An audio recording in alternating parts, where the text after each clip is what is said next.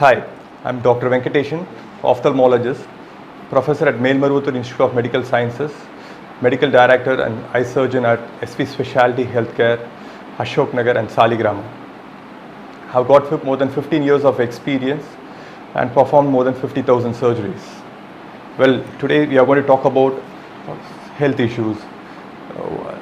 One of the way of classifying the health issues is treatable and curable. Does it make any difference? Yes. So treatable are those conditions which needs prolonged treatment or sometimes for the life. Well, one such common condition in our population is diabetes. Actually, diabetes is a disorder which needs prolonged treatment, so it cannot be cured like a disease. So diabetes affects your eyes in various ways. Three important conditions are cataract, glaucoma, and diabetic retinopathy. Glaucoma needs periodical evaluation, proper treatment, and analysis, whereas cataract can be treated with surgery and good intraocular implant. But of all this, diabetic retinopathy is a serious complication where it affects the smallest blood vessels called capillaries. There are various stages of diabetic retinopathy which has to be evaluated properly and done early intervention. Here actually these blood vessels break and bleed. If the bleeding is not intervened early, it can lead to serious visual complications and even permanent visual loss. So one of the important vision threatening condition is diabetic retinopathy. So the other way of treating diabetic retinopathy is intravitreal injections. Actually, this diabetes can cause edema of your retina, which is a nervous layer which is connecting your eye to the brain. So in that case, we will be treating it with the intravitreal injections. So moreover, this diabetic retinopathy is an indicator of diabetic nephropathy.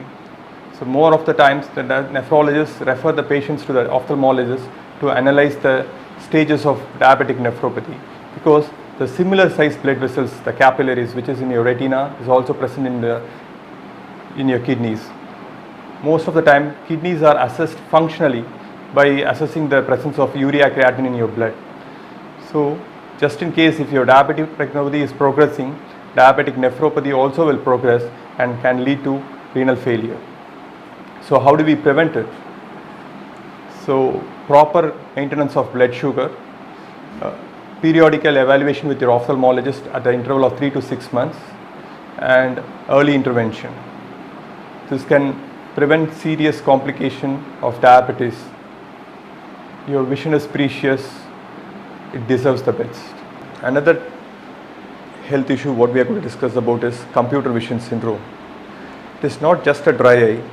10 years ago, only software engineers and computer people were using computers, whereas now computers, smartphones are in everybody's hand, right from the kids to the adults.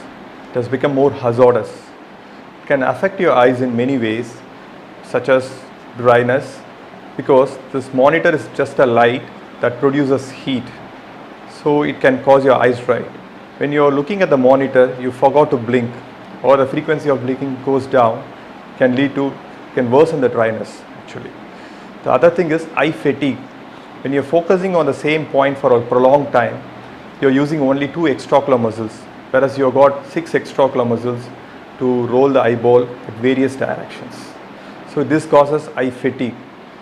The third most important complications of computer vision syndrome is retinal degeneration.